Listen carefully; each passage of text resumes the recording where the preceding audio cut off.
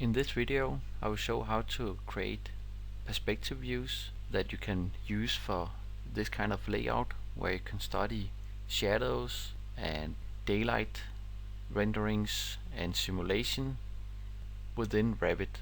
Of course you could do this kind of layout in other software like InDesign, Illustrator or Photoshop, but to keep stuff in Revit, this is actually a quite good method of doing it.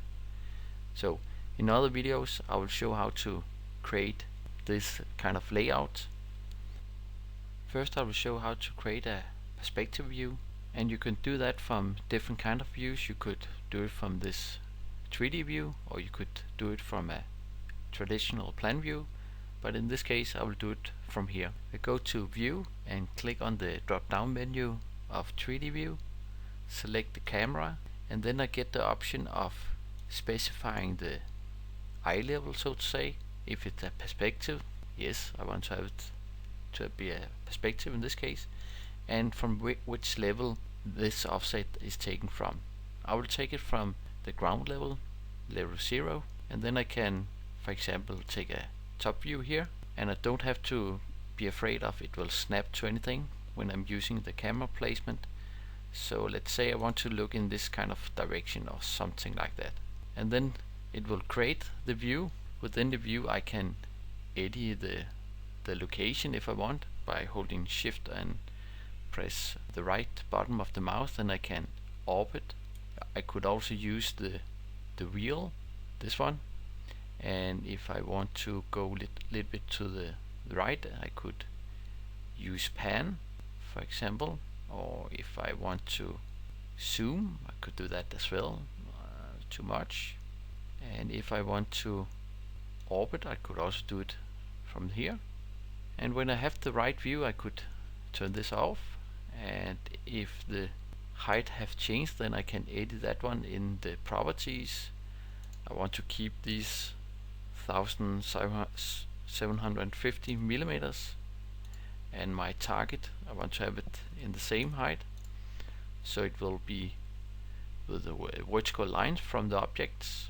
Then I could also edit the frame to have more of the perspective width if I want to have that. So, but this will in a way create a little bit strange perspective if I do it too strongly.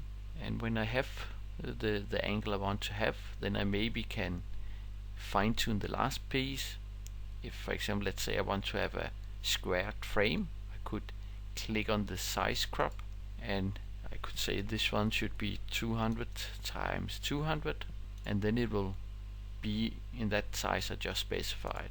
And to study the shadows I could turn on the shadows down in the menu down here, but actually I don't know the exact time, so to specify that I click on the sun, say sun settings, and I can choose between different kind of ways of looking at times. This lightning is a fixed one that's not that proper to use. It doesn't take into account day and time, so I should pick either the still or the single day or the multi-day, for example. But I want to examine specific time, so I want to use the single day, and it could be the summer solar study, and that is typical the 21st of June, and the time is different depending on the location. So I need to specify the location first, clicking here at location, and I can type just in this box here.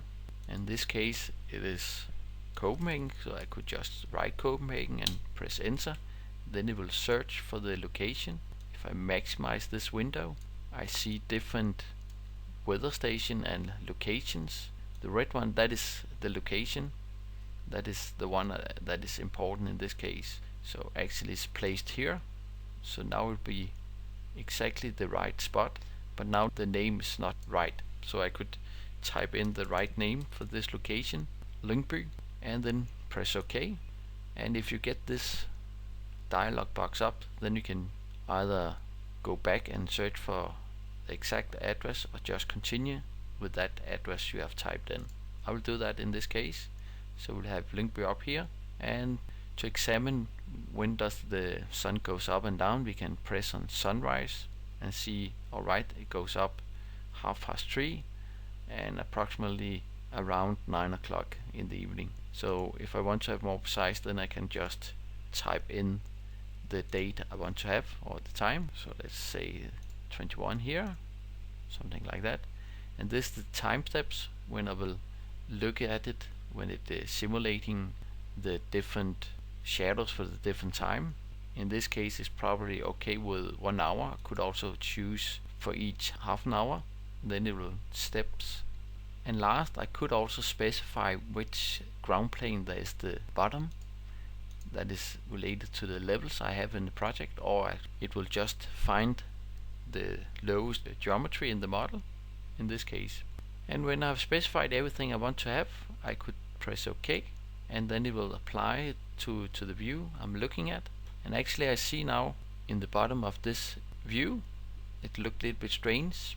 It seems like the building is clipped away, and that is something to do with this far clip is active. If I deselect that one, then the model is not clipped away, so to say. So after specifying those things, then I can go in and use this perspective to study the shadow pattern during the day. And I do that by going to the sun again, click on preview solar study, and then I'll get this menu up here, and then I can press play. Then it will play those time steps or this frame settings I have specified early on from 4 o'clock to 21. So I'll press play, and then we actually can see how the shadows is entering the room. In other videos, I'll come back to how to set this up so we can have a holistic view on the shadows and daylight studies.